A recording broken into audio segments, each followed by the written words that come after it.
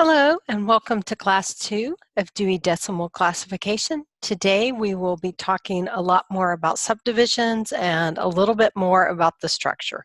So how this class works is that each week we will cover some topics related to Dewey, and we will look at some of the parts of Dewey and kind of talk through some examples and things like that. We'll be talking a lot more about the terminology and that part of it in the class topics that I cover. Your assignments are going to be very practice focused, so you do need to, as you're doing the assignments, to actually have either a copy of the print schedules or WebDewey open, available to you so that you can consult WebDewey or consult the print schedules as you're doing the exercises. So although they say quiz, they're more of an open book exercises. You are going to consult the Dewey schedules, the table, any part of Dewey that will help you answer the correct questions correctly. On that note, just a quick recap about where we are and what we're doing. We have, of course, weekly session. We have the weekly discussion, so that's happening, ongoing. You can really talk about anything related to Dewey or classification that you want to talk about. We've already seen some discussion kind of going outside of Dewey a little bit, and that's perfectly fine because we work in libraries. Some of us may work in museums or archives or some other kind of space, but we intersect here in this particular class space. So, you know, if you have a project you're working on, if there's something of interest to you, if you've encountered a challenge, and we've already had some discussions of that in the class forum too. If you have any of those kinds of things that you would like to share with the class and discuss, please do. It's really meant to be that discussion space where we can talk about anything that's related to classification, anything that's related to Dewey, anything that's related to this type of work that we do in that safe, collegial space. So please do continue on discussing, and if you've been a little bit slow to get started with that discussion, that's fine. You just need 4 posts, so 4 original posts, so 4 things you start, and then 4 responses to someone else. So that's really all you need, and I will add them all up that very last week of class. So if you would happen to get behind 1 week, I know a couple of you have things going on where you have 1 week when you can't participate, that's fine. Just catch up when you can. So you have 4 weeks to do all of the work. Now the discussion's the easy part because that is something that you can kind of chime in, and I don't want to tell everybody to wait till the last minute to do all your discussions because we won't have a very good discussion if you do that. But if you need to kind of stack them and do a little bit more discussion 1 week than the other to kind of make up the difference, that's fine. You just need a minimum of 8. 4 new topics, 4 responses. For those of you who are very engaged and like to have a lot of discussion, go for it. Have as much discussion as you want to have. It's a great environment to talk about this kind of stuff. So go for it. Go forth and have discussions. For those of you, whoever, who might be falling behind in terms of the quizzes, or you're going to be out for some of the exercises. So the quizzes are really a graded exercise, and they are going to be cumulative in knowledge. So they will continue to get more complicated and more complex. So I will say try to keep up with that as much as you can. Again, if you need to, you know, if you're going to be out a week for some reason, if you have something going on where you're not going to be able to do the exercise, go ahead and let me know so that I can make sure that I can account for that and give you a little bit more space, because once it shuts down, it kind of shuts down unless I do some additional work. So, class discussion. Talk about whatever related to classification, related to anything that we've covered, anything that you've found of interest when you've been sort of talking about Dewey, reading about Dewey, thinking about Dewey, any of those kinds of things. Feel free to pitch those topics, respond with those kind of topics as well. And then, of course, we'll have our class session, which is this kind of thing. So I'll post the class slides. They usually go up first, and then I'll do my part later. So I try to get the class slides to you as soon as I can so that you can have time to study those. And then, so we'll discuss more like terminology and structure and things like that, maybe a little more theoretical in this. And then what you're going to do in terms of your exercises, you're going to get in dirty with the schedules. You're just going to dig in. So, you know, however you want to think about it to kind of dig in, you need to really pay attention to the hierarchies, and we'll talk more about that through today's session as well. And I understand that the hierarchies can be a little bit more challenging to see in WebDewey. I'll try to point out some sort of things as we go along to kind of key you into looking for hierarchy, because part of what you need to look for the hierarchy is to make sure sometimes when there is a note, a forced hierarchy, that note will actually apply to everything that is below that particular class. So we'll be talking a lot more about terminology in the next 2 weeks, and follow the hierarchy. I can't stress that enough. Follow the hierarchy. When in WebDewey, it's really easy to just type in a number and go like, hey, there's what I've got. And you know, sometimes that's right, and sometimes it needs a little bit more. So make sure when you do find your number, your magic number in there, if you find it, you know, take a look at that hierarchy and go up and read, go up and read all the notes above it, because that's what you're going to want to do to make sure that you are truly applying that particular notation correctly. So you're going to be working with the schedules a whole bunch, and I'm going to be working with the schedules and grading your stuff, but I already have the answers. And then, of course, we'll talk more about exercises and assignments as we go along. So this is class 2. We're really talking about categories and notations, and we're going to dig into those subdivisions today. We will continue this process of digging into not only notation, but subdivisions as well. So, you know, I love this little graphic. We kind of looked at this a little bit last time, just sort of our general, you know, a lot of people have this kind of graphic someplace in their library, just like, hey, here's the big buckets. You know, and the big buckets are helpful for us too. And some of you probably have these big buckets memorized. I know you do. So, you know, we have the big buckets. We kind of know where things go. And as we have had some of the discussions, that sometimes if you just have a few titles in one of these big buckets, you know, maybe a few in one section and a few in another class a little bit further down, then you start getting really weird things on the shelf next to each other, because you don't see that full range of the world of knowledge. And so that's really how Dewey envisioned this being, is a world of knowledge and how those things relate together. Now, do we always agree with how those things relate? Probably not. And we have our own way of arranging things. So, but we're following Dewey, and so if we follow Dewey, there's some options. We talked a little bit about options the last time in terms of what you can do with arrangement. You can do sort of the main class and then do your arrangement by the author, or maybe you're going to do your arrangement if you're doing graphic novels. Maybe you're even going to do your arrangement around a particular title or character. There's lots of different ways to do that sort of sub-arrangement part of it. But for our purposes, we are really focused on that, you know, that just sort of straightforward Dewey approach. So we're not going to talk too much about all those sub-arrangements, except to know that you have options in Dewey. So Dewey would say, like, you're going to extend out your number as far as you need to, and you're not going to truncate it, just sort of blindly truncate it. You're not going to just say like, oh, we only go out 6 digits, or we only go out 5 digits. You're going to want to look and to see where you can break that Dewey call number that you've created according to those schedules. So as you go down the hierarchy and as you further define, and then you figure out what your subdivisions are going to be, then at that point you can figure out where you're going to break it. So you may not go out as far as, say, a large academic library would go. You may go out you may even just do the first part of the class, just that first sort of base Dewey number, and then sub-arrange by your author or sub-arrange by your title. So there's different approaches to how you do that. But, you know, having this sort of like, oh, we only go out 5 digits or we only go out 6 digits, that's not really the way Dewey works. You really need to make sure to break it, not in the middle of a class, but break it sort of at the end of one class and before that subclass begins.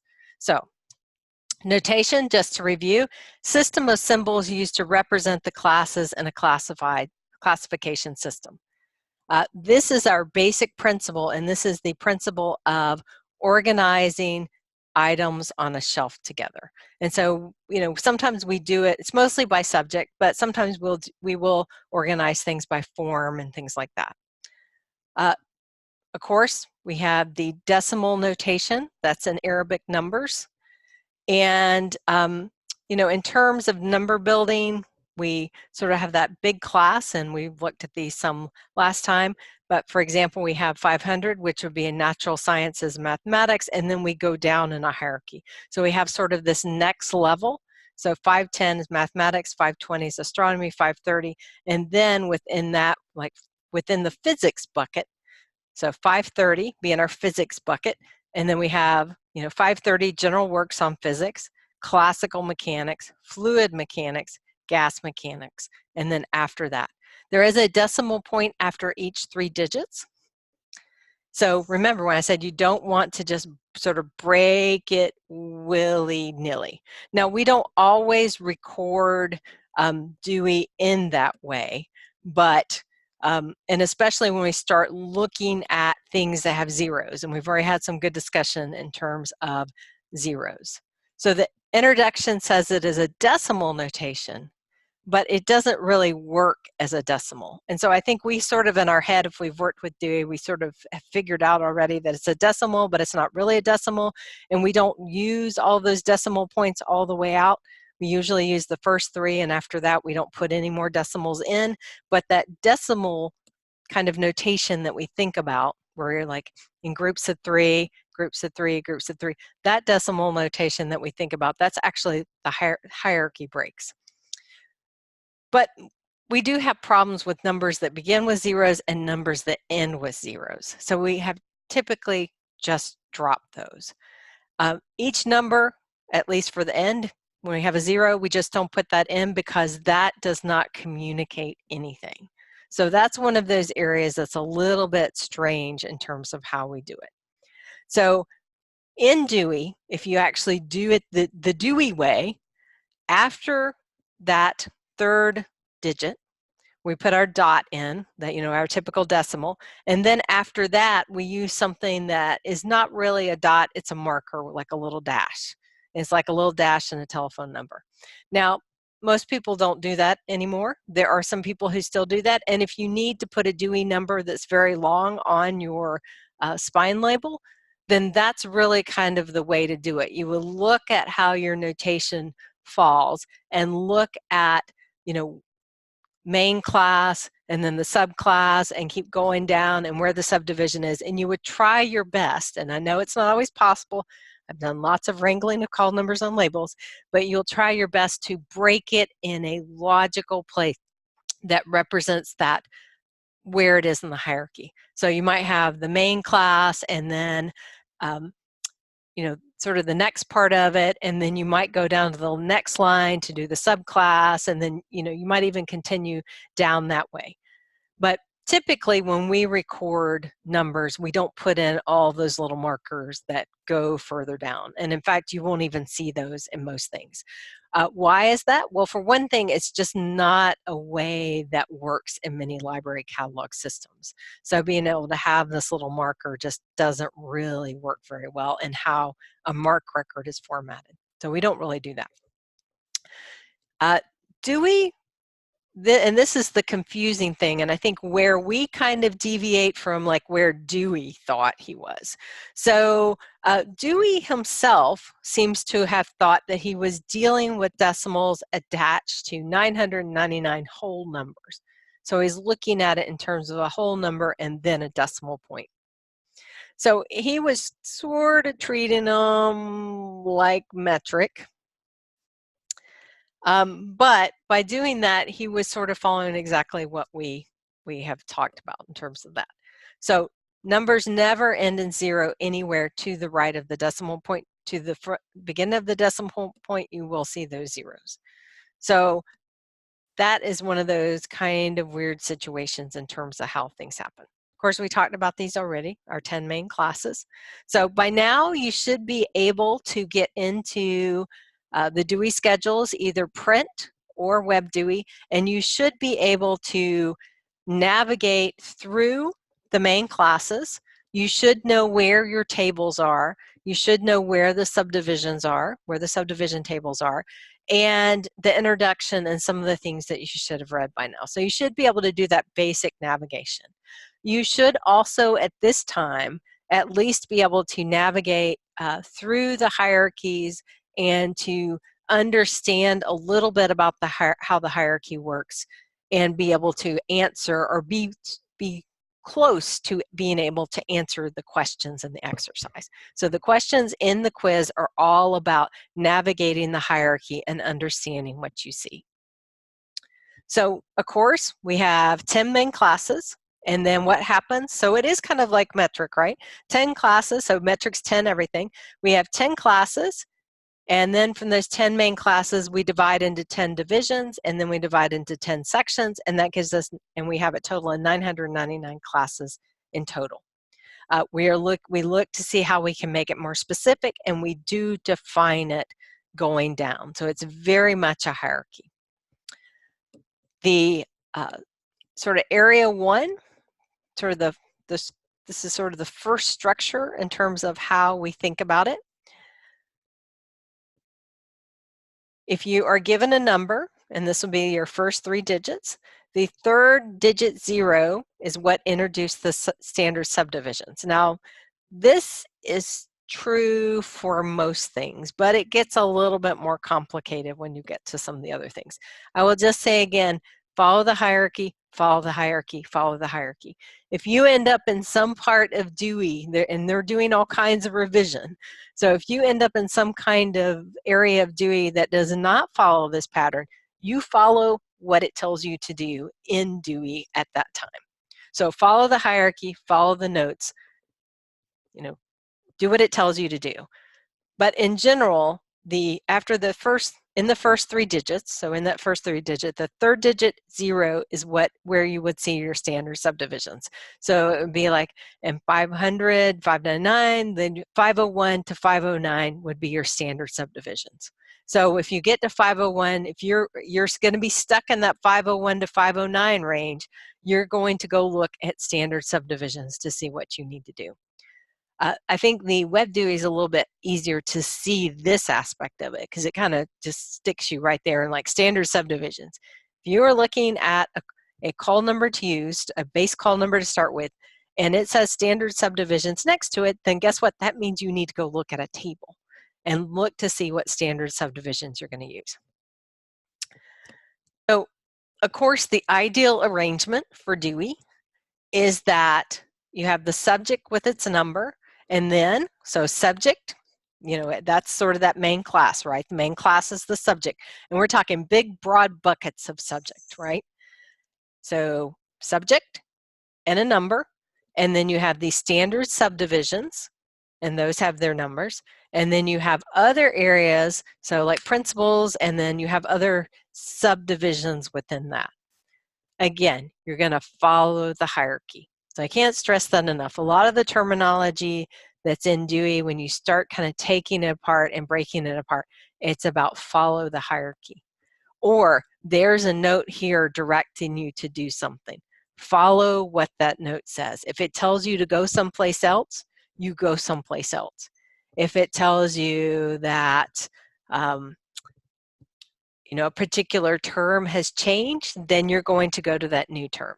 Now, if you have things in your catalog that have that older notation, that older call number, then at that point, or even maybe an older subject heading, so it could be both, then at that point you may need to do some maintenance work or make a decision like, well, we never felt like this term really fit, it's kind of outdated, we're going to recatalog these 5 things. We don't need to really do much recataloging, we're just going to pull them, redo the subjects. Maybe you might not need to do the subjects, it just may be the notation, and it may move them into an area So it may move them into a new area that feels like a better fit. So that's one of the things that happens with Dewey sometimes, and with LCSH, with the Library of Congress subject headings, is they'll just take a whole chunk, they'll take a subject and the call numbers that go with it, and they'll go, well, you know, that seems like a better fit over here, and we're going to put it over there. And so, you know, anything that had that old call number, you probably want to move it to that new place, because that hierarchy does imply a relationship. It does imply a connection to that bigger subject. There's a lot of different things that kind of come with that sort of inherent classification. So that's one of the things we won't have a whole lot of time to talk about in this class, because we're so practice-based.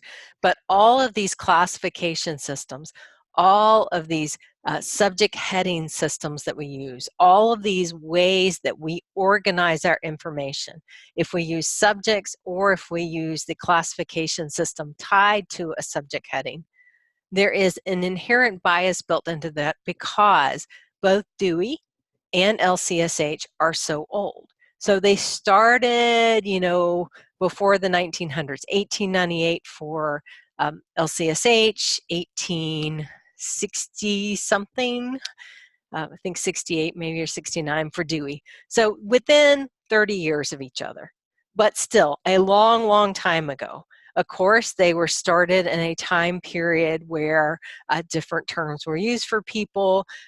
Politics were different. I mean, you know, the world was just a different place back then. And so how the classification systems were built, how Dewey looked at what the world of knowledge is very different from probably how we think of the world of knowledge being. And he couldn't have foreseen like exactly like what was going to happen with like technology and, you know, all the things that are out there in terms of how the politics have changed. I mean, this was all, you know, really before so much of the early technology revolutions and stuff. So he would not have even been able to see any of that. So that's one of the things that we won't be able to talk too much about in terms of classification and subject analysis. And we're not really talking about subject analysis too much at all, but just be aware that when you're looking at these hierarchies, regardless which system you're looking at, look at where your particular class or your particular call number falls, and look at where it falls in that larger arrangement. You know, how does it fit? And what is its relationship up and down the hierarchy to other terms? And sometimes when you start looking at those, you will see little problem areas. You know, and that can be a little bit kind of sticky and icky. So that's something to just kind of think about. And you know, one of the things to think about is like, then it does impact how things are arranged on the shelf. If you do not have many titles within a particular subject, and sort of on the edges of it are something that would seem sort of icky sitting next to it, and we can all come up with probably dozens and dozens of examples of things where you put something together. I think we had cannibalism and was it cherry blossoms that sit very close to each other. And so if you don't have a lot of content between there, you're going to have a book on cherry blossoms literally sitting next to a book on cannibalism, which seems like a very strange fit. But if you have a big collection, those get spread out in a much broader way, and you can see all that relationship to how all that kind of stuff eventually fits in, at least in the mind of sort of Dewey in this classification system. So it's one of those things where we see those challenges sometimes very apparent in a small library with a small collection, because they'll literally be sitting right next to each other, and you think, well, how are these two related at all? And then other times, if you're in a large library, if you just kind of browse around, you'll notice like very quickly, like, ooh, like, you know, the stuff on this aisle, you know, it's like, wow, this stuff is so close and it seems so weird. So, you know, that is one of those things that is a challenge with classification systems. There's a lot of reason why we don't just automatically change things, and it's not quick. Obviously, I mean, you've already heard me talk a little bit about maintenance. Like, oh, you might need to do some maintenance. Maintenance means you need to fix those records. And, going forward in the future, down the road someday, we'll have linked data, and that's a whole different class, but we'll have linked data, and linked data will solve this problem of us having to manually fix something or having to outsource our records to get them fixed, or doing an OCLC data sync to get our records fixed. It will resolve that sort of, we have to do a project or do some kind of work every day to fix our records. So that's about as much as I can say on that. It's just something to be aware of. And as you're looking at these hierarchies in Dewey, and as you're looking at call numbers in Dewey, do kind of think about that relationship, that implied relationship that is in the structure that we're working in. And do know that people, both in the Library of Congress subject headings and classifications and in Dewey, people are aware of it, people are working on it, but that can be a challenge for us sometimes, and it's something for us to be aware of when we are examining these resources and working so deeply with them. And on that note, now we're going to talk a little bit about hospitality, which seems kind of like the opposite of bias, but it's not. So hospitality is really just I think, a fun word, a fun word to explain that there is room to add and expand. That in Dewey and the Library of Congress system, Library of Congress classification, both have this ability. They have the ability as a system of notation to expand, to have room for new category statements. So that's really all hospitality means. It's just sort of a it means that we have created a hospitable environment within our classification system that we can have expansion. Under Dewey, our notation has hospitality up to 9 or 10, depending on how you count. So if a section has more than 9 or 10 subdivisions, some other provision must be made for them outside of the system's expressive notation. And we're going to talk about expressive notation in just a minute.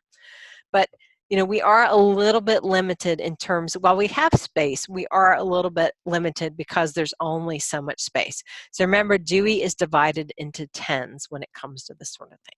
So you can see where, like, once you get to 10, and when you look at the call number notations, once you get to 10, you got to figure out what you're going to do.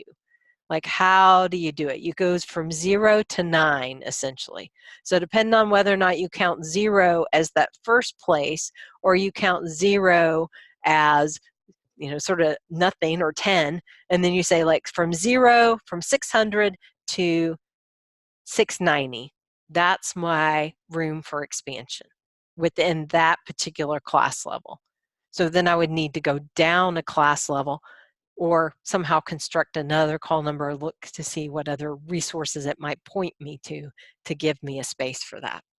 So that's the other thing about it too, is that we look to make our call numbers unique to match the specific subjects, and we look at that through looking at where we can expand. Now, of course, as more and more people add Dewey call numbers to things, and we sort of establish Dewey notations, Dewey-based call numbers for things, that notation's getting tighter and tighter and tighter in terms of having expansion. That's true for the Library of Congress subject headings and classification too. Their classification's getting tighter and tighter and tighter. And we won't talk too much about call number conflicts in this class, but it is one of the things that when you are looking at sort of building your notation, depending on what system you use, you're going to want to make sure that you don't put the same exact call number on a different book. So you have 2 different books, 2 different titles, but they have the exact same call number. You want to figure out a system, regardless how you do it. You want to figure out a system for eliminating that, unless they're a copy of each other. And then, in that case, you might put like copy 1 and copy 2 or something on it, or not. Some libraries don't put that on it. The Dewey notation also has places where the notation is not so well used. I think we all know that from looking at the schedules, or is slightly used. And sometimes the editors have used center headings, and we're going to discuss those in just a minute. Centered headings are much easier to see in the print than they are in the WebDewey, but I can give you some tips for seeing them in the WebDewey. And the thing about it is you're just going to follow, I cannot say it enough, follow the hierarchy, follow your notes. And so when you see one of these, you just know, kind of little key off, hierarchy is compressed here and I need to figure out how it fits in there. Expressiveness. So this just refers to the extent that a system of symbols expresses the relationships found among category statements. Now, I've already talked a lot about relationships and how our structure and our classification, how Dewey implies a relationship between things. That cannibalism and cherry blossoms, you know, how just sitting on the shelf together next to each other implies a relationship. Now, if you are a smaller library and you get some kind of weird juxtaposition like that, then one thing you could do is sort of figure out, well, there may be there's other ways you can do it too, but one way you could look at it is to figure out, like, can I sort of end this one class here, and then I'm going to start on the next shelf with cannibalism. So I'm going to separate them out in that way. So that's another option. Sometimes we physically kind of do some magic so that things don't sit right next to each other on the shelf. Dewey is considered to be highly expressive, but its expressiveness is broken where centered headings are used. And again, we're just about to talk about centered headings. So remember, relationships, hierarchy. That's all this is all about, is a lot of words to talk about relationships and the hierarchy. Centered headings. This is really a way of compressing the hierarchy. So when you have centered headings, they represent a range. Now in WebDewey, this is not as easy to see as it is in the print, because in the print they actually centered them. They tabbed over a little bit and they centered the heading, so it was a little bit easier to see. And then there'd be like a little caret next to it that would tell you, like a little heads up, like, hey, centered heading, center heading, we're doing a little caret here, a little arrow tell you centered headings. We don't really have that in WebDewey, but what you do see is the range. So when you're looking at centered headings, you know, I guess the confusion is that if you're looking in Dewey, that you might look at that number and you might just sort of suppose that any Dewey class number will have one meaning for each of the digits involved, and that each of these meanings may be subordinated. So that would be indented under if you're looking at the print. You know, it could be, you'll sort of see the hierarchy that you can see in the WebDewey. It's not quite as obvious that you're looking at hierarchy, but you'll see that little bit of indentions. So essentially a hierarchy. So that's sort of our normal, when we look at Dewey numbers, that's sort of our normal thought. Like, oh, we have one meaning, right? That number means this. One meaning for that particular number. But centered headings are a range, so they do not follow that sort of thinking. This is a way for Dewey to sort of hide or compress the hierarchy. I don't really know all the rationales for why they would even do this. It may be that we're going to kind of go away from this in the future as we move more into electronic formats for Dewey. But it was a way for them to compress a heading and sort of have that header that has that range in there. And so these, since they're not single digits, since they're not just one notation, since they express a range, these actually break that hierarchy. And why does it break the hierarchy? It breaks the hierarchy because rather than going down, you have this range that expresses something. So these are embedded especially in the Dewey print, and they will actually center them over, so it is a centered heading in the print. In WebDewey, and we'll look at an example, but in WebDewey, it's just a little range there. So a centered heading consists of a range of digits and their verbal meaning. So it's going to be like this, this, and this. It's going to tell you like multiple, these numbers mean these things. So that's the other tip that you have, that you're looking at a centered heading. You are looking at a range of numbers and more than one meaning. In the print, they're going to be in the center, and they're going to have that little arrow. So here's an example. So we have in, if you're looking in the print or some older version, you would see something that, like in WebDewey, you're going to see something that's very indented like that. And so you see here 372 to 374, specific levels of education. And then we see down here it actually breaks it out. So centered headings aren't really any big deal. It's just you need to know if you come across these. If you're searching and you come across 372-374, you just need to know this is for a range of notations, and it's going to have multiple meanings attached to it. And I need to look for my specific number. I'm not going to assign 372-374 to a particular work. I'm going to look to see what goes into that category.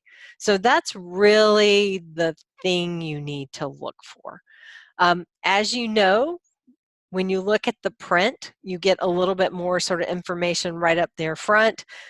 When you're looking at WebDewey, a lot of times you're going to have to click on links to actually get a little bit more information.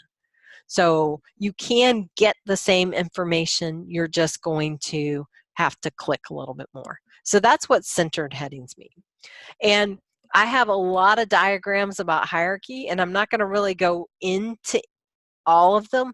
I just want you to kind of, if you're a person who like needs to kind of diagram, if you like to do sentence diagrams, that kind of thing, please feel free to spend as much time with these diagrams as you need to. But this is all about just how we organize and where information falls. So if you were to take something and you have a centered heading, how is this going to work out? So sort of if you have a class and subclass, so, we have here a class, and then we have, here are some subclasses, and we go all the way down here. That's our lowest down here. So you could even substitute in terms if you need to substitute terms and to have them. So, we have parent class, so our super, what's the highest, subclass, sub, we just keep going down. So same thing over here. These are kind of our things that are equal, but then over here we have subclass, then we sub. So that's sort of what our normal, when we look at a normal hierarchy in Dewey that doesn't have a centered heading or a compressed heading, it's going to look something like this. You're going to have a number, you're going to have another number underneath it, number. So even in WebDewey, that's going to be, WebDewey, you're going to see just this kind of thing, this, and this, and you might have a reference to this over here, or you might have a reference to this over here. Like if you have this, then see this, that kind of thing. So this is just a really abstract diagram of like what it looks like in a normal Dewey hierarchy. Things just go all the way down. And then this is what it looks like if we are starting to look at moving things around and compressing things. And so, like I said, really all you need to know is that this hierarchy that we would normally have, top level, then all the way down, we're just going to compress it, and it's just going to be hidden. So we'll have this in our Dewey list would be moved up, but it's going to be a range that would be listed. So rather than saying A1 and then A111, it would say like, A1.1 dash 1.11 or something. So it would just collapse that range. So all you really need to know is about centered headings is that they exist, and it just means a range. So that's really it. And when you see that range, anytime you see a range of numbers with a dash in WebDewey, numbers with a dash in the print, that means you need to investigate more. You may need to look to subdivisions. If you have that 0, 1 to 0, 9, that means you may need to go look for your subdivisions. It may mean that you need to drill down further and look to see what specific categories fall under that range. So that's really all you need to know about this. Like I said, we're focusing a lot in the class discussions on hierarchy and then also on sort of the terminology and things like that. So here's an example of looking at the structure for education in this 370. So of course, education is part of the social sciences, so that's in the 300s. And then when we look down here, you know, this is kind of how we'd expect things to kind of look. You know, we're going to break things down, and then we have some subcategories down here, right? So this is how we would expect the hierarchy for education to look, something like this. I mean, this is sort of like how Dewey works in terms of a hierarchy. Now in WebDewey, it's harder to see the hierarchy. You have to be more aware of what you're looking at, because when you click up, so when you click the number above you, that's moving you up in the hierarchy. When you click lower, that's moving you down the hierarchy. So it's more about navigating the hierarchy than being able to see the hierarchy.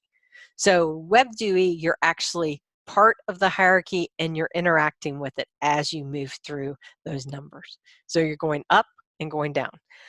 When you have determined what your number is going to be, your base call number is going to be, at that point you need to look at all the aspects of the hierarchy above you. And it's pretty easy to just kind of click through and look through at all of those and make sure that you don't have any notes or anything that applies all the way down.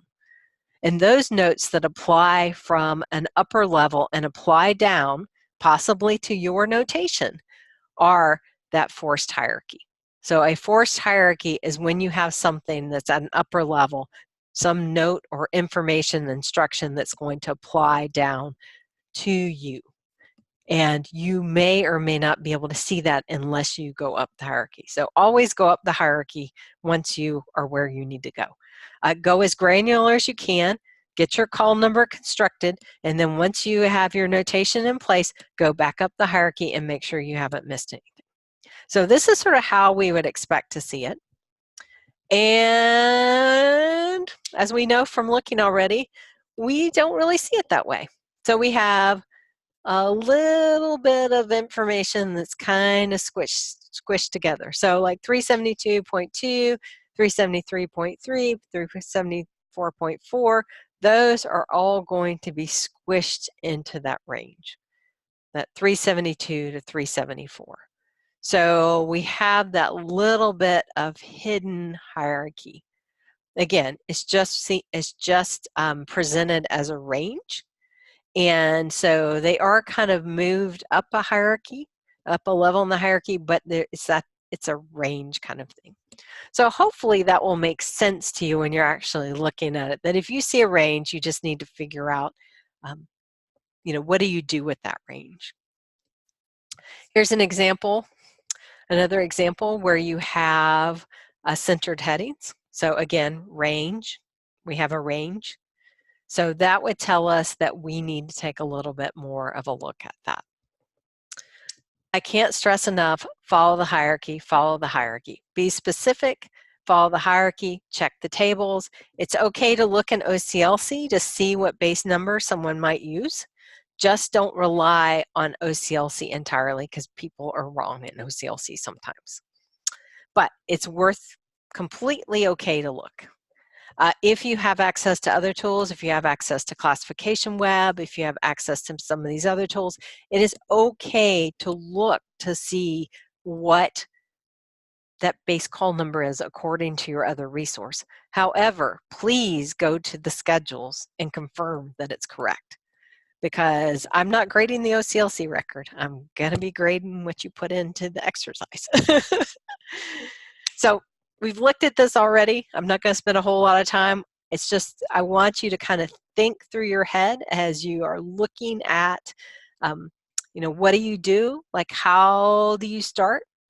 find your starting number, start that way. And this is how to actually add it in using the Dewey Add Create tool that's in WebDewey. We will look at that next week, or fourth week, we'll look at that. But the process, the thinking process, is really what I want you to take away from this. So really going through that process to see whether or not you have done all the pieces of it that you need to. Kind of looking at hierarchy again, when you see something that says T2, that means you have a table. So this is table 2. So anytime you search, and feel free to search however you want to search. I mean, search by number, search by your subjects. If you have some kind of corporate entity, throw that in and search for it. That's fine to search by whatever you want to search by. But then once you start seeing things, then investigate. So, there's lots of different ways. You can start at your big, broad buckets. For those of you who know and are familiar, like I kind of know where like Shakespeare is going to fit already because I've been doing this for a while. That's fine. Start there.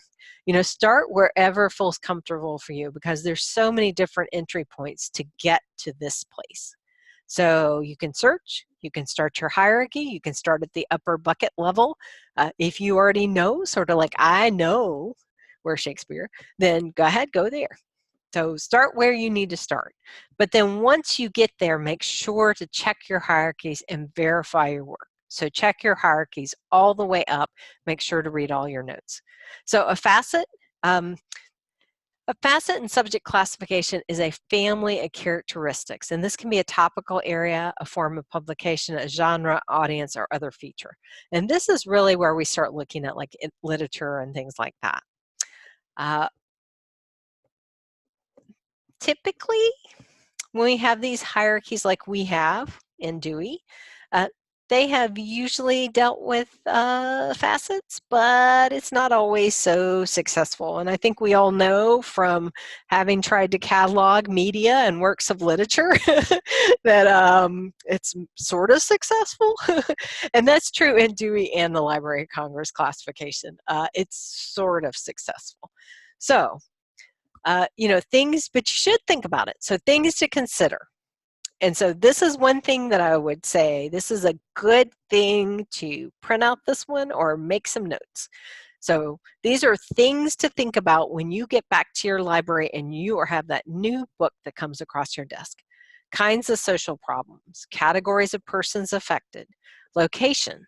So, anything that is a unique characteristic. So things about people, places, kinds of problems, time periods, basic principles and ideas applied. Those are all things to kind of have a check sheet when you are cataloging and you are creating your notation for your particular item. Does this have a chronological subdivision in the record that I'm looking at in OCLC? It has a subfield Y in the 650 with a date or a time period. I need to look at that. It has a genre term. It has the 655 Library of Congress genre terms. Oh, genre terms. That's about people, or it could be a form. It could be like a mystery fiction or something like that. So I need to pay attention to that. It has a 651 subject heading for a location. Well, I need to take a look at that. Or it has a subfield Z in the subject heading field for a place. Again, I need to take a look at that. So any kinds of things you can, if you're working from a record in OCLC, or if you've already done your subject cataloging and you're now starting to look at your notation, look at all those subdivisions that you have put into that record and then make your decisions about how that's going to work. So, example of a facet, this is facets in the realm of social problems and services, and it gives you like this gigantic long list of all these kinds of things you should look at. We're not going to go into this in great detail. It's just things to look at. So what would you do with this information? What you would do with this information is when you start looking at your subdivisions and you start looking at how you're going to expand that notation out. This is going to be part of your process in terms of what you do. And so that is how this is going to fit together. So first, you're going to kind of do your subject, figure out your notation according to your subject. And then for those of you who, cutter or assign or whatever by, author, whatever, you may not go this far. But you may go this far, or you may start thinking about whether or not we want to expand and go a little bit further. So another example of facet. We have a hierarchical structure, and we sort of think of it as families. So we can break things down a little bit more. So it's sort of a facet and a facet even.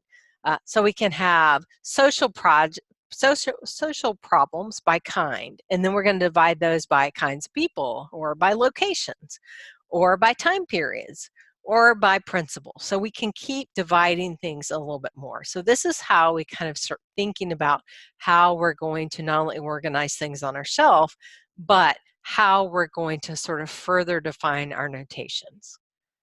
So, of course, just talking about this as we've been chatting a little bit about like bias and things like that. But, sometimes we get materials that come across our desk that are just a little bit sticky. Now, remember when you're looking at an OCLC record, the first subject heading that is in that record is considered to be the primary subject heading. For Library of Congress classification, and typically for Dewey classification, that first subject heading is tied to that call number. So that first subject heading is actually a big key in terms of what main class you should have and where you should start. So that first subject heading, if you are cataloging and doing your notation from an existing OCLC record, provided they use the right subject heading, that first subject heading is tied to that class for either Library of Congress subject headings and Library of Congress classification, or for Dewey classification. So that first subject heading is going to give you the key anyway. You can then look to see what's in that first subject heading.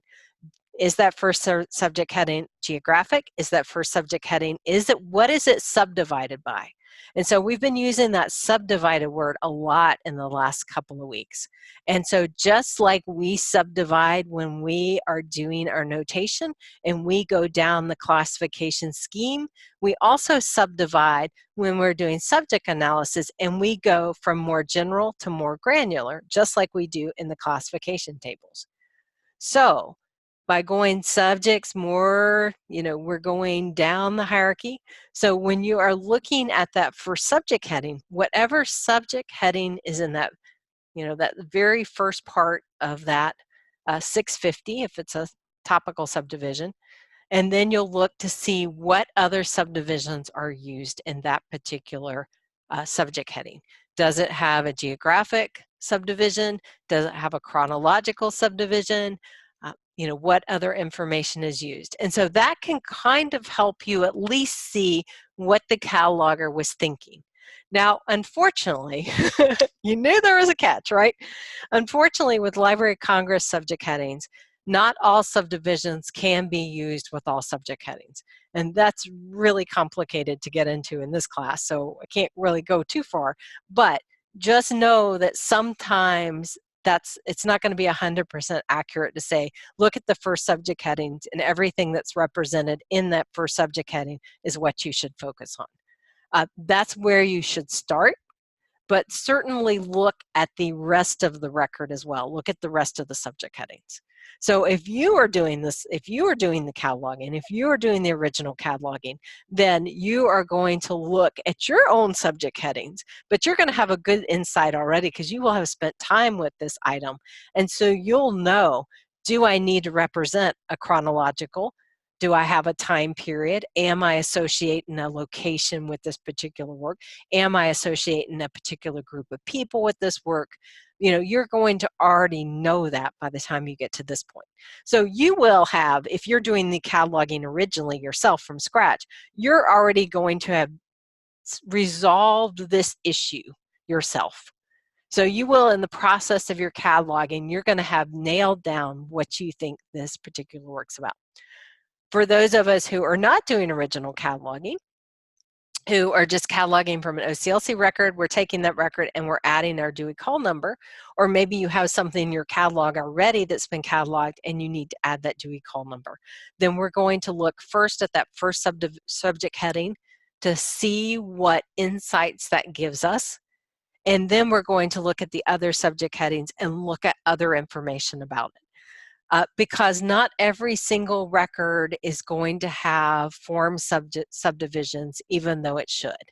Not every single record that is about a group of people is going to have a genre term, although now they could. Because some of these terms, like the genre terms from the Library of Congress, have only been around about maybe 10 years. So, you know, there's a lot of older records out there that aren't going to have that information, although they're about a group of people. So, you know, that's one of the challenges to doing copy cataloging and doing the notation, is that you're not always going to have that information. It's not going to be clear to you that exactly what's in the subject heading, that first subject heading, is all you need to focus on for notation and creating your call number. That is probably the first place to start and a good clue, and will get you started down the road. But there's other things to consider. And then the other part of it to consider, of course, is how do you do your notation within your own library? Do you cutter and subarrange by author, by title? You know, how do you do that? So, you know, a challenge this sort of thinking and sort of arrangement is if you know, divide first by kind of person and then second by kind of problem, is that the best approach? Or would it be better to go the other way and go first by kind of problem and then person? And, you know, that really depends upon not only the subject headings that are in the work itself, it also depends upon what's going to work best in terms of arranging it on your shelves. If you are a library that has collected, you know, here as an example, we have drug and alcohol addiction in Los Angeles and in Miami among female and male teenage parents who are also members of gangs. So, you know, we have two different groups of people.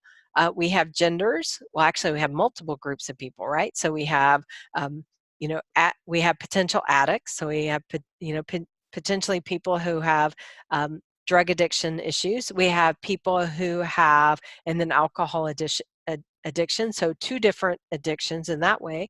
And then we have two different locations. Of course, then we have, you know, the potential for mental health issues. That may be part of this as well. We also have then, of course, male and female, and we have teenagers who are parents. So we have multiple, wow, they've got a tough life there, right? We have, and they're members of gangs. So we have multiple things going on. And so, you know, which facet do you start with to subdivide?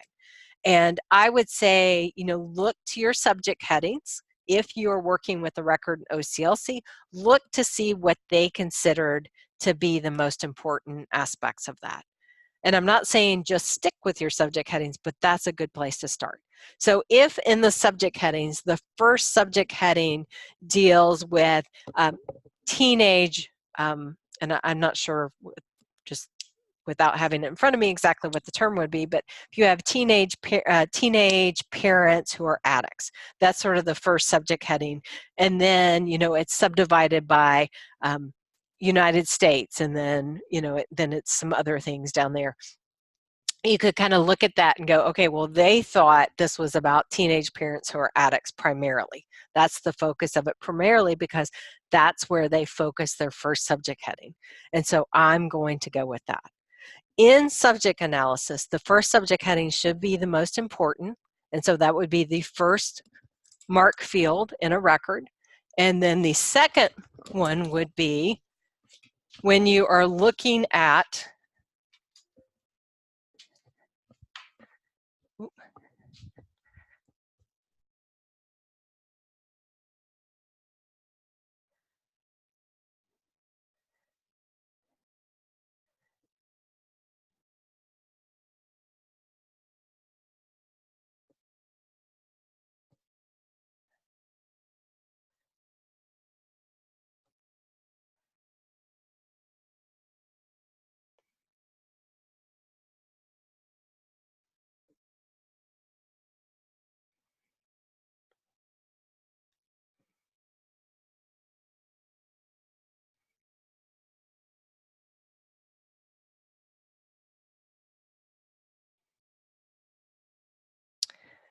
Okay, back to recording. I'm sorry.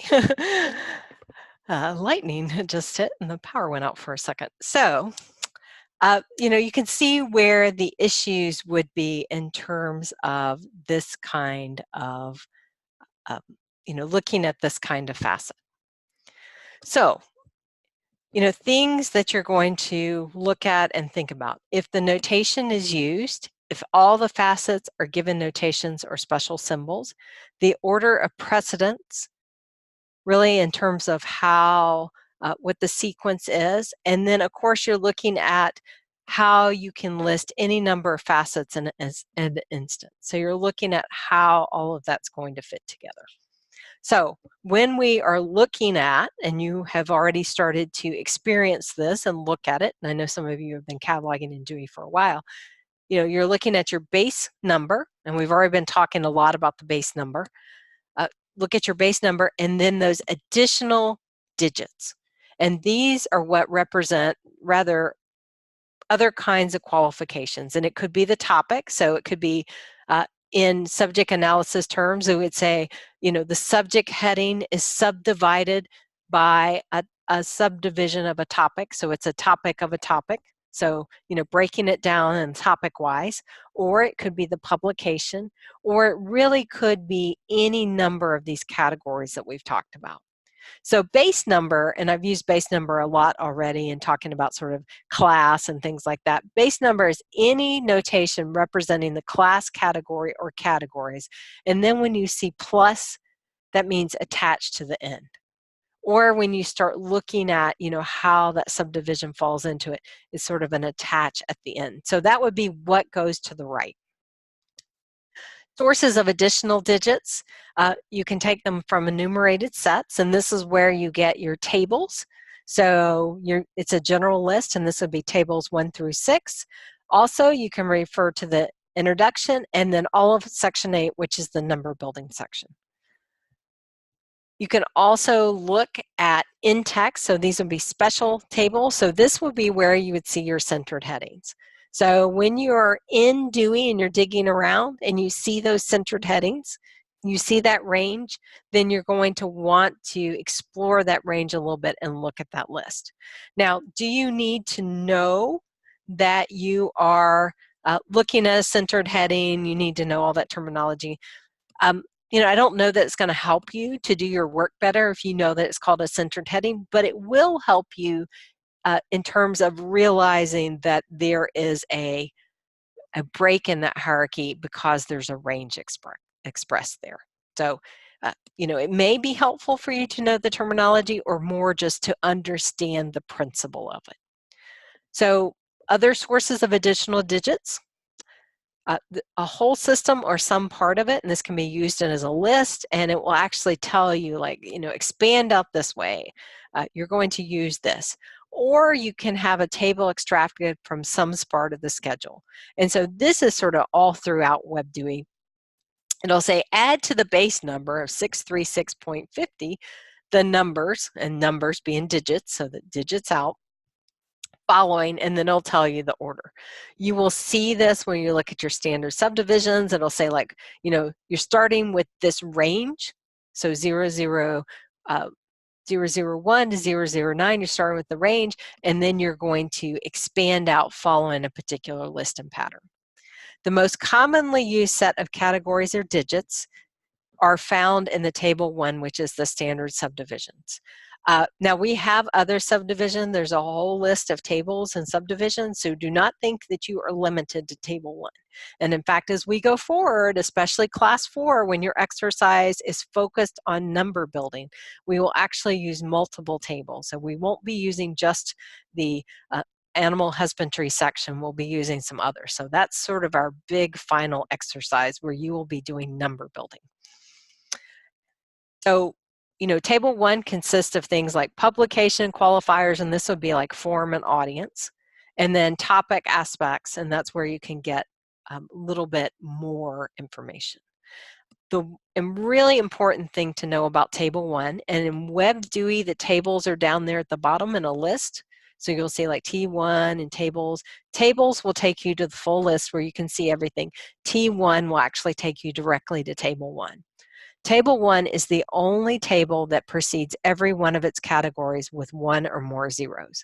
And that's because it is the first table. So again, think about your workflow. Think about how you start, and then make sure that you consider all of those facets. I've given you some good tips for looking at subject headings to give you a sort of a little trigger or tip that you might need to consider those things, but by all means do not limit yourself to just what's in the subject headings for developing your facets. Though I will say your facets and your subject headings should be very closely tied together. But there may be times, especially if you're dealing with an older record, if you're dealing with a record that's less complete, if you are copy cataloging or you are retrospectively adding that, after the fact, the item's already been cataloged for a while and it's an older thing, but you want to give it a better Dewey number, then what you give it may not exactly match your subject headings. You may expand out more, you may follow whatever guidelines that you have for how you're going to subarrange. But do consider those notations and do look to your subject headings to give you sort of those little triggers and guidance in terms of how those will fit. I can't stress these parts of it enough, and I know I've said it so many times, you're getting tired of hearing me. Follow the hierarchy, follow the hierarchy, follow the hierarchy. I know, you get tired of hearing it. But in order to be able to use Dewey and to really feel comfortable with it, you do need to understand the structure of the system, which is why we focused on it so much. You need to be able to understand the relationship between the categories and the notation, and then how to read and interpret that information. Hospitality and expressiveness, it's on the list, but I'm going to say that's less important. I mean, you just need to know that Dewey expands and there's room for expansion and that kind of thing.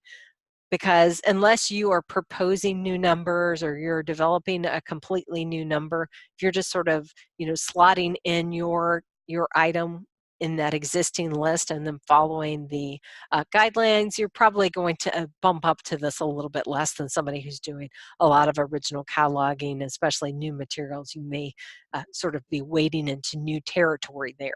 And if you are the person wading into new territory, good for you. Somebody needs to do it. But you will be the one who will be very glad that there is room for expansion, and then when there's not, looking at how things can fit in there. The role of the decimal and the zero, and we've already had a lot of good conversation about that. Thinking about those facets that we've talked a lot about today. And then, how centered headings work. Really, that's the important part of it, how they work. Table 1 is your standard subdivisions and then the table of preference, so that kind of gives you a lot more information. How the relative index works, and we'll talk much more about that next week, as well as tables 2 through 6. So next week we'll talk about the relative index, tables 2 through 6, and then finally the number building techniques. Now the number building techniques, this is really something that you gain competence in and confidence in as you do the work. So the exercises you are going to be doing from now on are all going to involve number building in some way.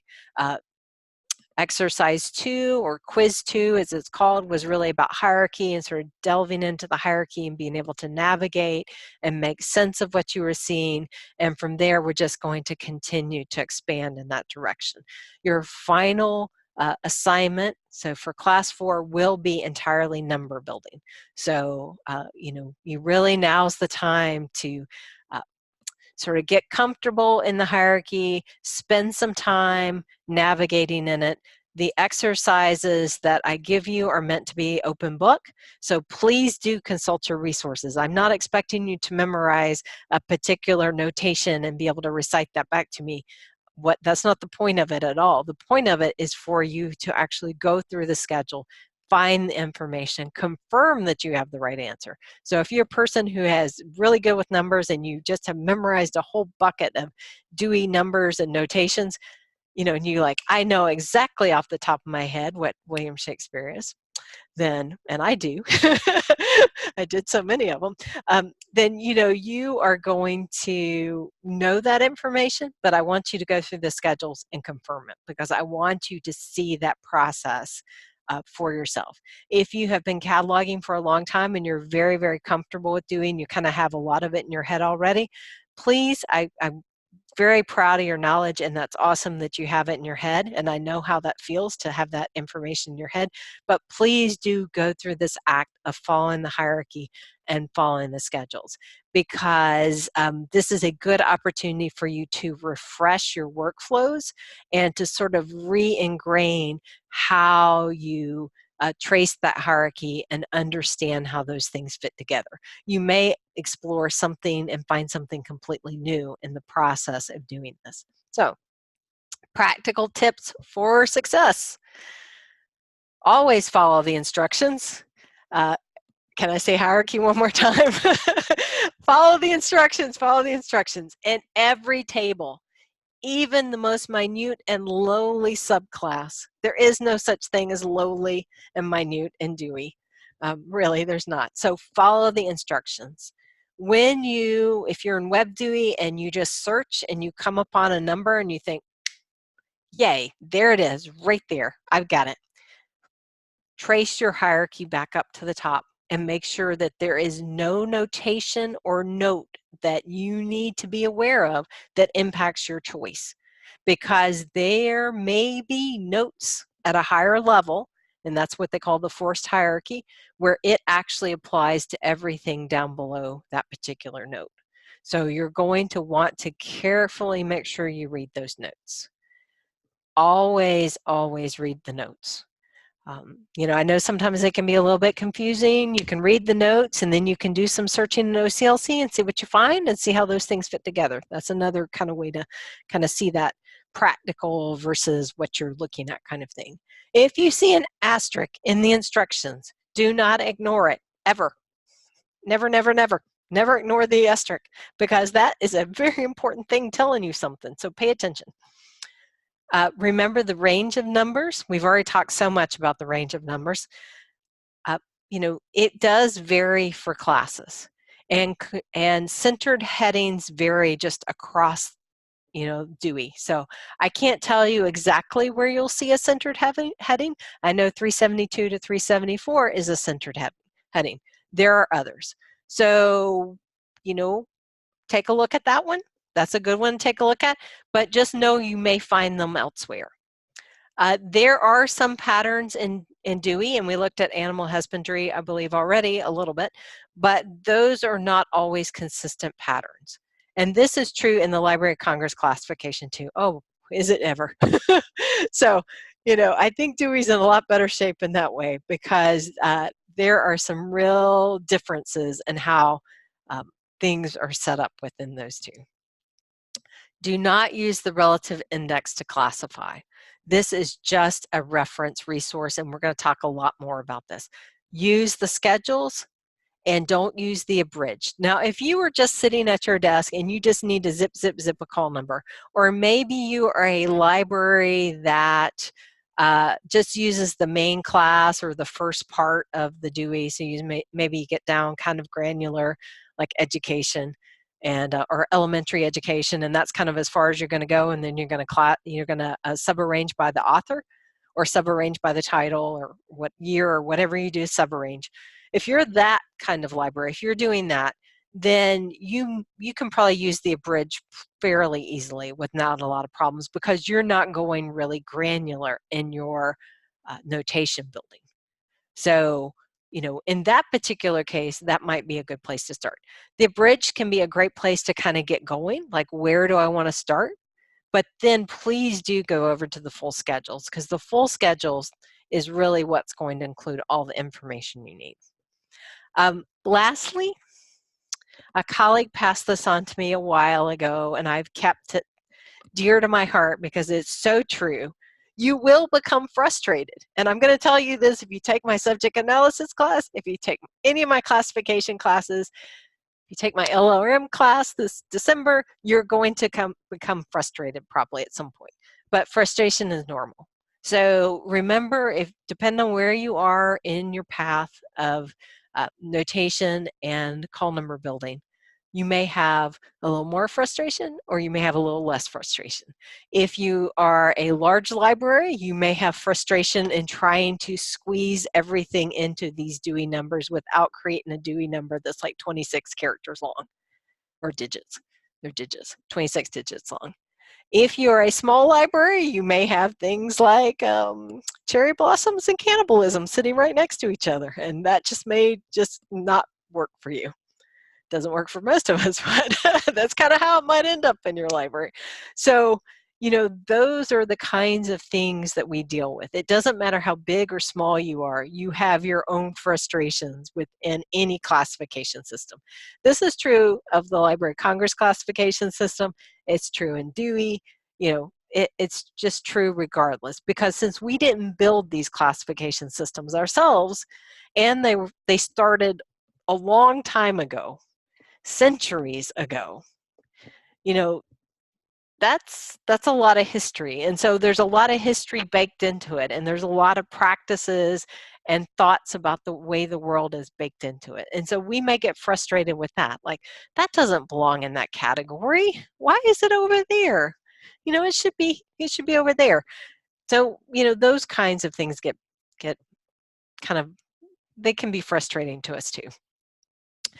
And I talked about this already, so I won't get on my soapbox too much about it. But do remember that every number has meaning in Dewey. And so just don't randomly lop them off and goes, well, we only use 6 digits in our library. We lop them off at 6, or we lop them off at 5, because you want to make sure that you're lopping it off or truncating it or not going out far enough. You want to make sure that it's at that logical place. And so if we were to put those markers for every 3 digits, and remember, the zeros are not going to be all the way down. So, if you have something that would end in a 0, it's not going to be a 0 there.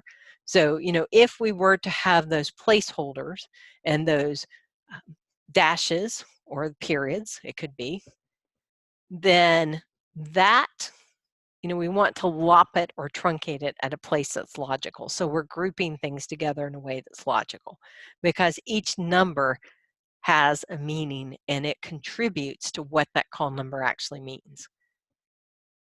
And then I talked about call number conflicts already, so I'm not going to talk about call number conflicts again, but please don't make them.